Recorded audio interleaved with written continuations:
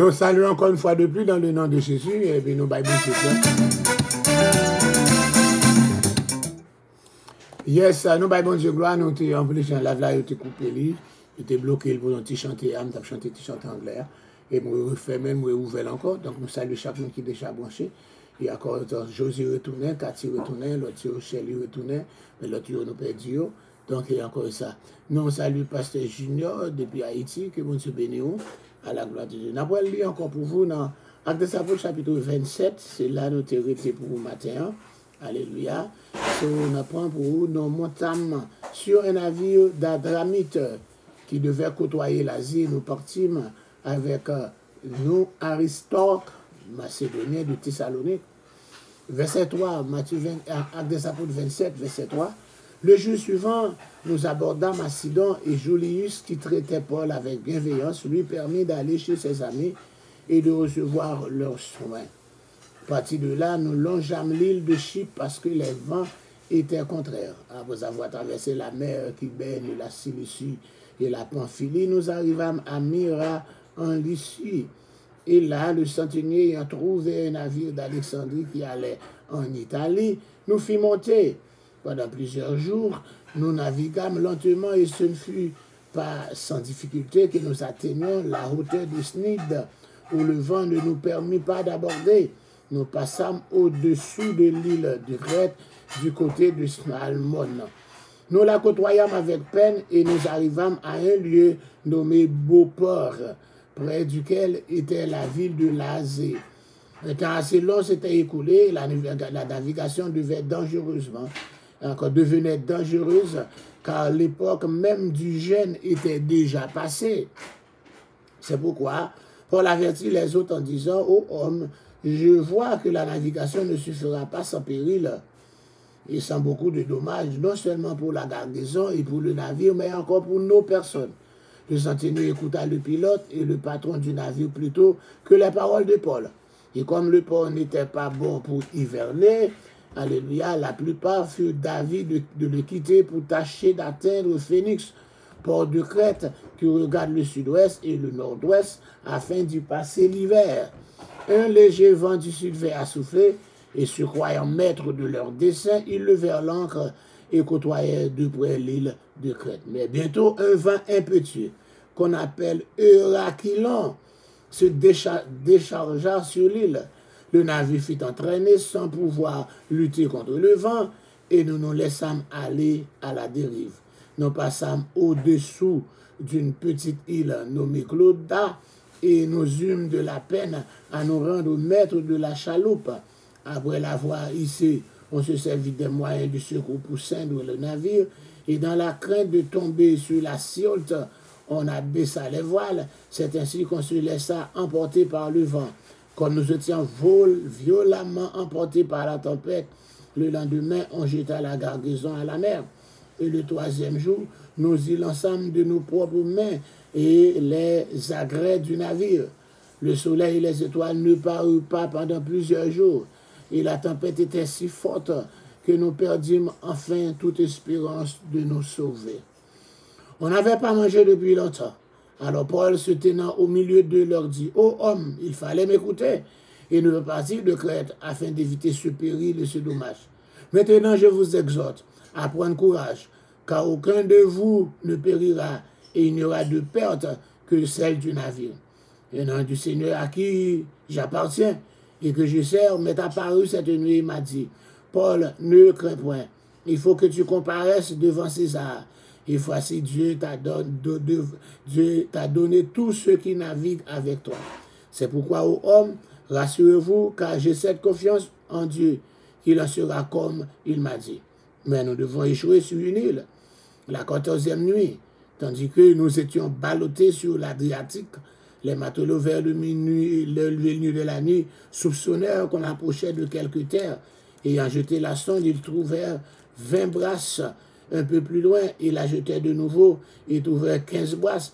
Dans la crainte de heurter contre des écueils, ils jetèrent 4 lancres de la poupe et attendirent le jour avec impatience. Mais, comme les matelots cherchaient à s'échapper du navire, et mettait la chaloupe à la mer sous prétexte de jeter les ancres de la proue, Paul dit aux centeniers, aux soldats, si ces hommes ne restent pas dans le navire, vous ne pouvez être sauvés. Alors les soldats coupèrent les cordes de la chaloupe et la laissèrent tomber. Avant que le jour paraisse, Paul exhorta tout le monde à prendre de la nourriture, disant, c'est aujourd'hui le 14e jour que vous êtes dans la tente et que vous persistez à vous abstenir de manger. Je vous indique donc à prendre de la nourriture, car cela est nécessaire pour votre salut, et aucun de vos cheveux ne se perdra. Et ainsi parlé, il prit du pain, et après avoir rendu grâce à Dieu devant tous, il le rompit et se mit à manger. Et tous, reprenant courage, mangèrent aussi. Nous étions dans le navire 276 personnes en tout. Quand ils eurent suffisamment mangé, ils allégèrent le navire en jetant le blé à la mer. Et lorsque le jour fut venu, il ne reconnut point la terre, mais ayant aperçu un golfe avec une plage, il résolut d'y passer le navire, et s'il le pouvait.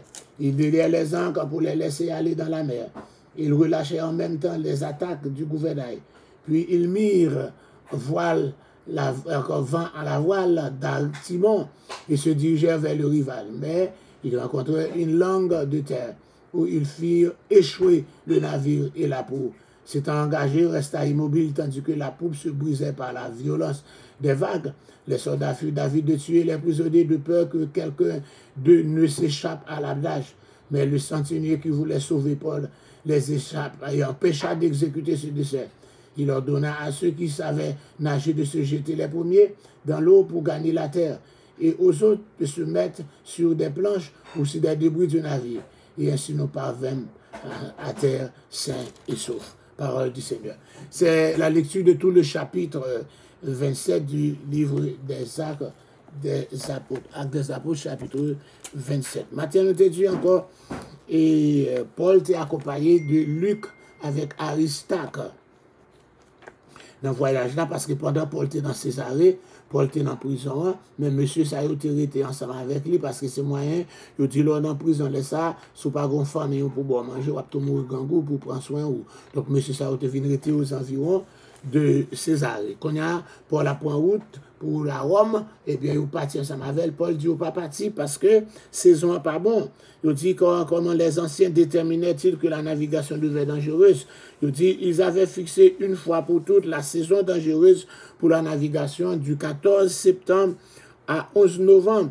Date ça, c'est date où pas prendre en mer. Tout en communauté la caillou, tout bateau, à part qu'on côté. Après cela, toute navigation sur la mer cessait jusqu'à la fin de l'hiver. La fête que le dit qu'a parlé là, c'est la fête du grand pardon, le jour de l'expiation, qui est tombé qui est toujours le 10 du mois de Tishri, 10e jour du 7e mois. Mais remarque ça, il est valable que si fête ça t'es tombé d'une façon tardive, calendrier, je dis en l'an 59, les Paul t'a voyagé, il était encore fait encore Yom Kippur là, et jour du grand pardon, t'es tombé le 5 octobre. Mais en toute année avant, 57 à 62, il est toujours tombé dans le mois de septembre. Et elle avait lieu bien plus tôt. Une date tardive de cette fête est également encore nécessaire pour capable encore pour chronologie, etc. Lorsque Paul a accompagné au quitter Beauport, encore il a fait naufrage. Après avoir été ballotté pendant 2 semaines, il a échoué dans l'île de Malte. Que je dis encore resté pendant 3 mois dans l'île de Malte là. Car la mer était ferme jusqu'à début février. Il dit là, donc ces 3 mois correspondaient en gros au mois de novembre, décembre, janvier, tout ça, Paul peut encore arriver à Rome parce qu'il y a parti mauvaise date, il était dit non. L'indication de Luc au sujet de la date de la fête du grand pardon pendant leur séjour à Beauport coïncidait avec la date de cette fête en l'an 59, etc. Donc là, c'est comme ça, ils ont fait naufrage. Il dit, pendant qu'ils fait naufrage là, il dit qu'il y a encore là, il dit, soldats ont voulu tuer tout prisonnier. Parce que la vie du gardien répondait de celle de son prisonnier. Monde qui a encore veillé là, geôlier, ou bien encore était dans le bateau, convoyage, centenier. Depuis un prisonnier sauvé, c'est on a tué. Donc au lieu pour encore c'est lui pour mourir, et puis tout tuer prisonnier, encore alléluia. Le code justinien, encore, c'est pas le code justinien. Alléluia, chapitre 9, verset 4.4, précisait que si un prisonnier s'échappait, son gardien devait subir la punition prévue pour lui. Yes. Si un prisonnier t'a échappé dans mes roues, t'a sauvé dans mes roues, donc encore, ou même, on a subi peine pour lui. Si son prisonnier était pour mourir, ou à mourir. C'est dans ce sens-là, nous sommes capables de dire, là où tu payé soldat, pour te veiller ton Jésus, et puis, le peuple là, nous sentons au pays, l'argent pour dire Jésus, si voler corps, c'est tout à fait un mensonge qui n'est pas prouvé, parce que pas aucun record qui dit que prisonnier ça a été subi aucune punition ni a été exécuté, parce que encore selon le code justinien, depuis encore prisonnier a échappé, et bien monde qui t'a veillé là, encore il doit subir punition encore qui était réservé pour lui.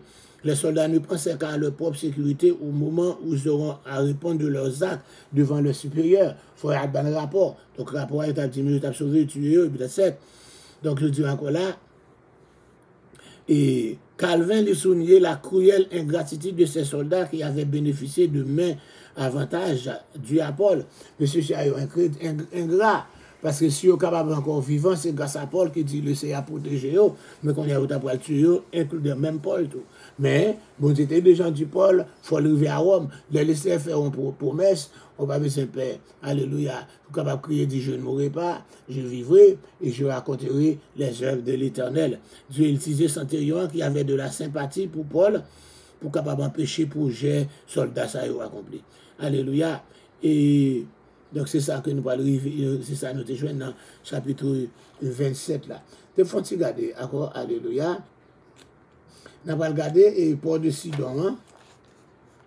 D'abord quelques ports côté Paul Campéo.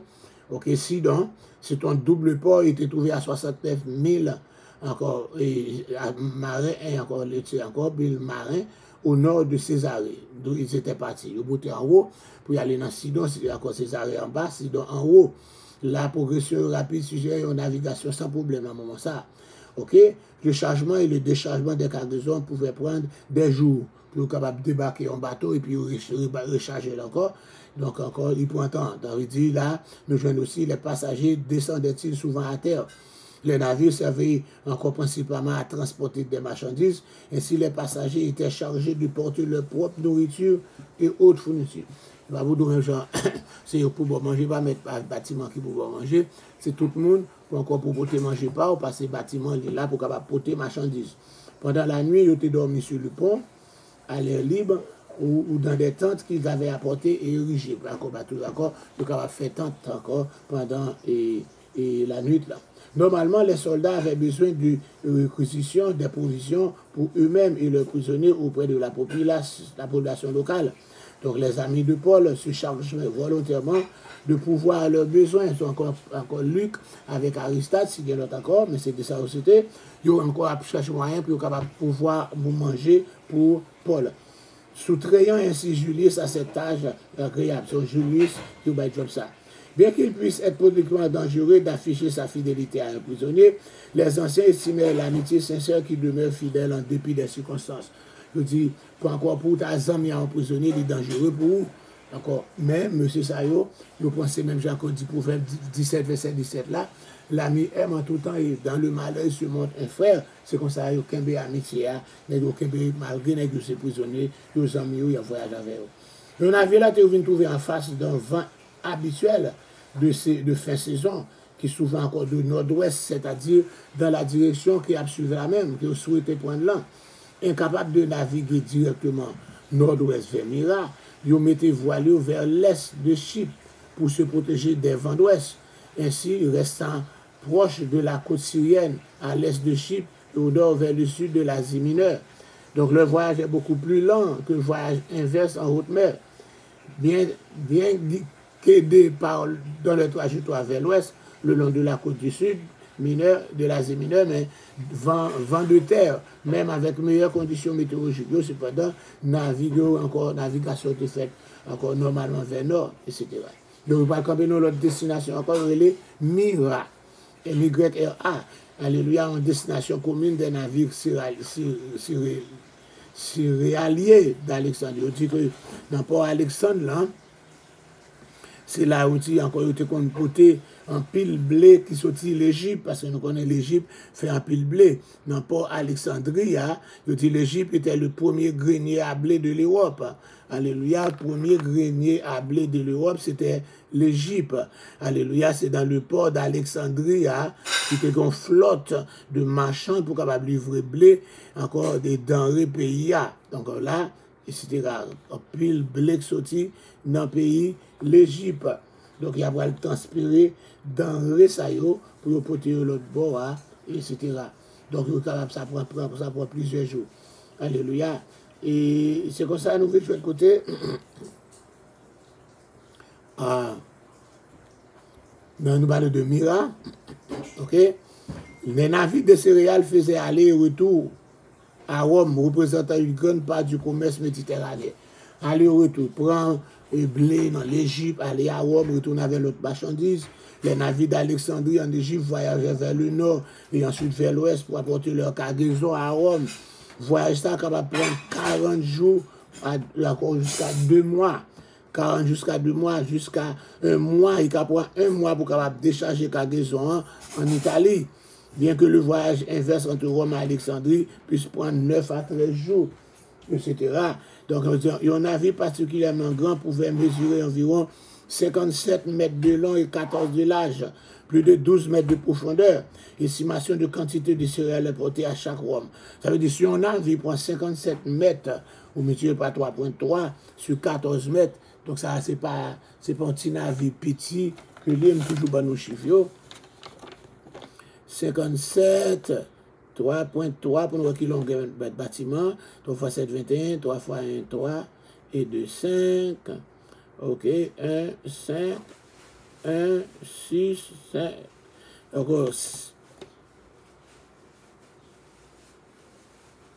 3 fois 7, 21, 3 fois 7, 21, 2, 3 fois 5, 15, et 2, 17, on va faire là, on va faire Tintin, les amis, Yes. Ok. 1, 8, 1. 188 pieds de longueur pour bateau. 188 pieds de longueur pour bateau. C'est pas petit bateau, non? 188 pieds. Tout par Bethesda, parce que 2 fois longueur Bethesda, bouclé, non? 188 pieds de longueur bateau. Alléluia. Et c'était 14 mètres de largeur. 3 fois 4, 12, 3 fois 1, 3 et 1, 4, 2, 4, 2, 6, 4.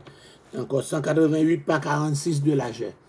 Ok, ce bateau encore là pour charger le marchandise, il y a encore plus capable de débarquer lui, on n'a pas besoin d'eau, c'est pas des marchandises du printemps. On a, etc. Et puis Dieu nous pas bon profondeur, il y a environ 12 mètres de profondeur. D'abord, toute dimension là. Ok. 6, 9, d'abord 39 pieds de profondeur. Je prends encore 188 par 46 par 39, après encore qui quantité de marchandises qui est capable de porter dans bateau comme ça. Si nous gagnons encore, ça veut dire 57 là à bord, 188 pieds, et puis 14 là.